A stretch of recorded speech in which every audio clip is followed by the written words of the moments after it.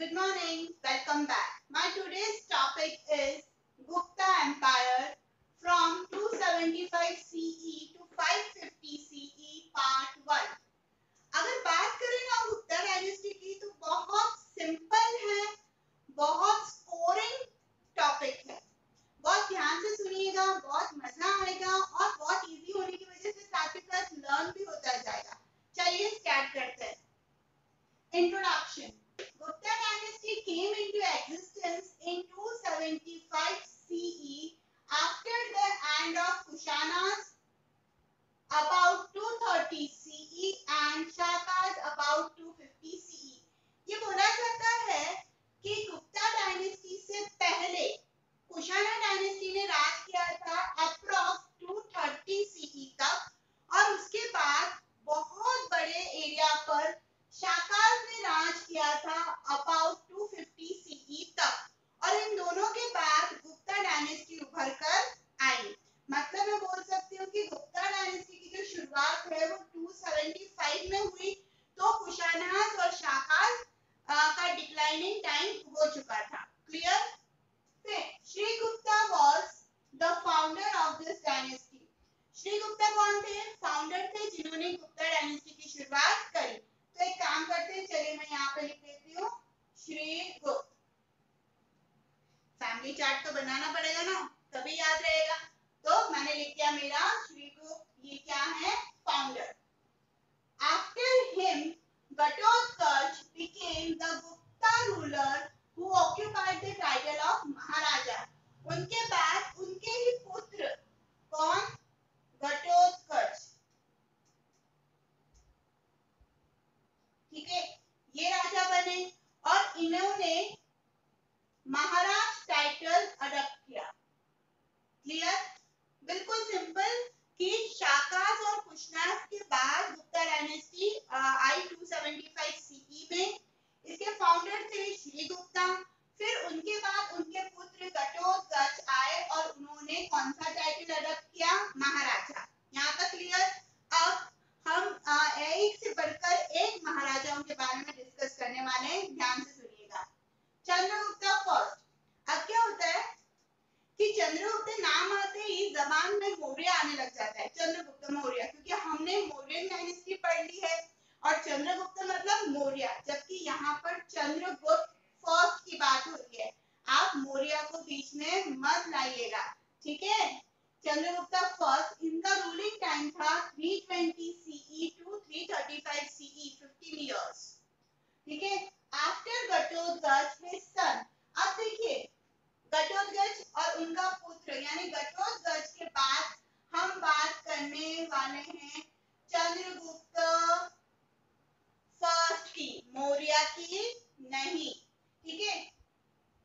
After Ghatotkacha his son Chandragupta first became the Gupta ruler. कोई इसमें question है ही नहीं, है ना? और मुझे नहीं लगता कंफ्यूजन भी है कि हाँ, घटोत्कच के बाद उनके पुत्र चंद्रगुप्त फर्स्ट क्या हुए? गुप्ता रूलर बने।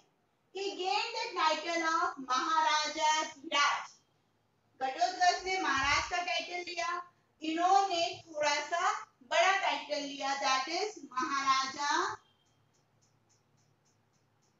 धीराज। ठीक है? क्लियर यहाँ तक? फिर he married the Licchavi princess Kumara देवी, कुमारी देवी। ठीक है, उन्होंने शादी करी लिच्छवी प्रिंसेस से जिनका नाम था कुमारी देवी। फिर इन 319 CE Chandragupta started a samvat which was popularly known as Gupta संवत। हुआ ये, उन्होंने अपने टाइम पीरियड को संवत में डिस्क्राइब करना चालू किया। मतलब मैं बोल सकती हूँ कि एक तरीके से उन्होंने अपने टाइम पीरियड को गुप्ता संवत, पूरा जो गुप्त डायनेस्टी का संवत घोषित कर दिया। तो ये इनकी एक बहुत बड़ी अचीवमेंट थी। अगर मैं चंद्रगुप्त फर्स्ट की बात करूं तो घटोत्कच के पुत्र थे, 15 इयर्स तक इन्होंने रूल किया। इन्होंने अपने आप को महाराजा धीराज की उपाधि दी। इन्होंने लिच्छवी प्रिंसेस कुमारी देवी से शादी करी और सबसे इंपॉर्टेंट पॉइंट कि इन्होंने गुप्ता संवत की शुरुआत करी। क्लियर यहाँ तक? ओके। आफ्टर चंद्रगुप्त फर्स्ट कौन आए? समुद्रगुप्त। डिस्कस करने से पहले आपको बता दूं कि जिस तरीके से मौर्यन डायनेस्टी के अंदर अशोका इम्पोर्टेंट पार्ट है, क्वेश्चंस के लिए पूछा ही जाता है अक्सर एग्जाम्स में, उसी तरीके से गुप्ता डायनेस्टी के अंदर समुद्रगुप्ता बहुत इंपॉर्टेंट है, तो बहुत ध्यान से सुनिएगा। Samudragupta 335 to 380 CE। First point, Chandragupta first appointed Samudragupta as his successor. क्या हुआ, चंद्रगुप्ता फर्स्ट ने क्या किया, समुद्रगुप्ता को अपना सक्सेसर घोषित कर दिया। The ruler and regions were won by him can be divided into 5 parts। ये बोला जाता है कि गुप्ता डायनेस्टी को एक्सपांड लेवल पे जिन्होंने एम्पायर बढ़ाया वो थे समुद्रगुप्ता। तो जिन किसी भी राजाओं के ऊपर उन्होंने जीत हासिल करी, या मैं बोल सकती हूँ जिस रीजन के ऊपर उन्होंने जीत हासिल करी, तो वो पूरे रीजन को उन्होंने 5 पार्ट्स में डिवाइड किया। कौन कौन से? The states of Ganga and Yamuna, दो मीन्स क्या समझना, दो ऐप, अगर मैं इसको अलग करती हूँ इस वर्ड को दो, ठीक है, तो दो मतलब टू, ऐप मतलब वाटर, वाटर मीन्स रिवर, मतलब दो रिवर के बीच का जो एरिया है उसको दो कहते हैं। तो दो रिवर कौन कौन सी यहाँ पर, गंगा एंड यमुना। तो गंगा और यमुना के बीच में आने वाला लैंड दोअब कहलाता है। तो वहां पर इन्होंने क्या किया, रूल अपना स्थापित कर दिया था। स्टेट्स ऑफ ईस्टर्न हिमालयाज, जो ईस्टर्न हिमालयाज वाला जो पोर्शन था वहां का एरिया इन्होंने डिवाइड किया सेकंड पार्ट में। थर्ड, स्टेट्स ऑफ ईस्टर्न विद्यांग रीजन जो जा रहा है, आपने सुन रखा होगा है ना, विद्यांग रेंजेस, उस तरीके से उसका जो एरिया है उसका ईस्टर्न पार्ट। फिर eastern Deccan and states of south India, eastern Deccan means नीचे वाला पोर्शन इंडिया का, जो साउथ इंडिया का डेक्कन वाला एरिया है वो वाला, एंड शाकाज एंड कुशनाज स्टेट। हमने ना पहले ही देख लिया था इंट्रोडक्शन में कि शाकाज और कुशनाज जो थे वो डिक्लाइन लेवल पे आ गए थे, है ना, और उसके बाद गुप्ता आए। बट कहीं कहीं पर जहां पर शाकाज और कुशनाज थोड़ा थोड़ा रूल कर रहे थे, तो वो एरिया भी समुद्रगुप्ता ने ले लिया था और अपने एम्पायर में इंक्लूड कर लिया था। रिकॉर्ड्स ऑफ अलाहाबाद प्रशस्ति, अलाहाबाद प्रशस्ति क्या है, चलिए। The main source of Samudragupta's history is an inscription engraved on the Allahabad pillars।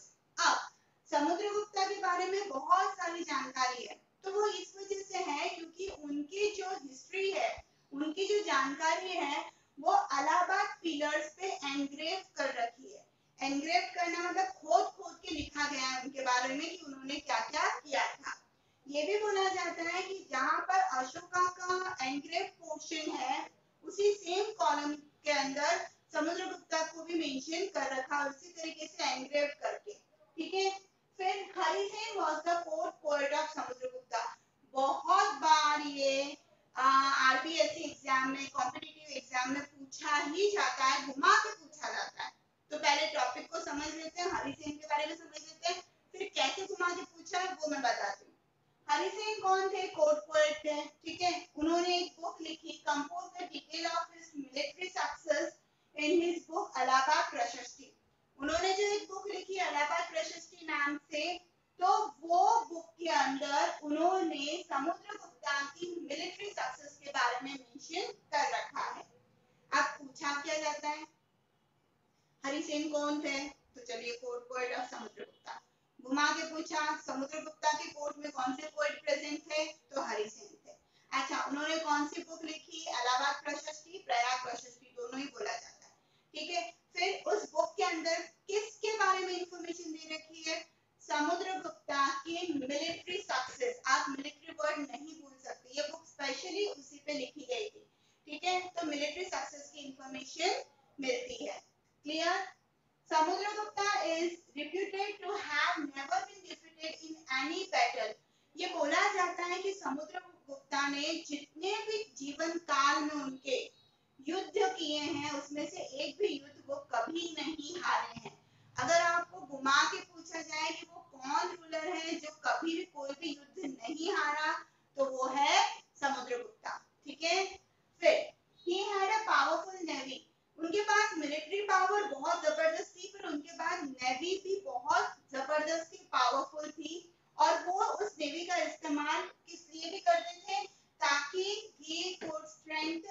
Relation with foreigners, foreigners के साथ उनके रिलेशन अच्छे रखने के लिए भी वो इस नेवी का इस्तेमाल करते थे। Now next point, music, art, culture and religion के ऊपर नजर डालते हैं।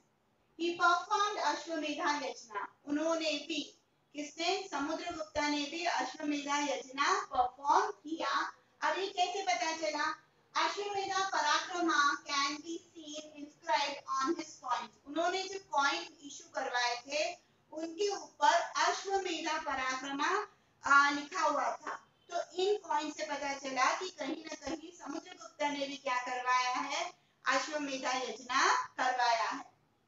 He was also well versed in fine art, ये बोला जाता है कि वो फाइन आर्ट में भी बहुत एक्सेलेंट लेवल पे थे। He was called poet of poets, कविराज, उनको ये बोला जाता है कि वो कविता बोलने में भी बहुत जबरदस्त थे और उनको पोएट ऑफ पोएट्स यानी कि कविराज भी बोला जाता था। He was also skillful in music, music में भी वो बहुत स्किलफुल थे। कैसे पता चला? Several coins depict him playing on वीणा, कुछ कॉइन्स के ऊपर उनको दर्शाया गया है कि वो इंडियन वीणा, जो सरस्वती देवी के हाथ में होती है ना वीणा, वो बजाते हुए नजर आए हैं कॉइन के ऊपर। तो इससे क्लियर हुआ कि हाँ उनको म्यूजिक का भी शौक था और वो वीणा भी बजाते थे। फिर he was devotee of Vishnu, वो विष्णु भक्त थे। But he also treated other religion with equal respect, ठीक है, बट वो दूसरे धर्म को भी समान नजरों से देखते थे, उतनी ही इज्जत करते थे। ठीक है, अब यहाँ पर हमने पार्ट 1 के अंदर श्रीगुप्त, घटोत्कच, चंद्रगुप्त फर्स्ट और समुद्रगुप्त, 4 किंग के बारे में पढ़ा है। पार्ट 2 में हम समुद्रगुप्त के बाद वाले 3 राजाओं को पढ़ेंगे। आई होप वीडियो क्लियर हो गया होगा। लाइक करिए, शेयर करिए, सब्सक्राइब करिए और पढ़ते रहिए social studies with Sangeeta. Thank you so much.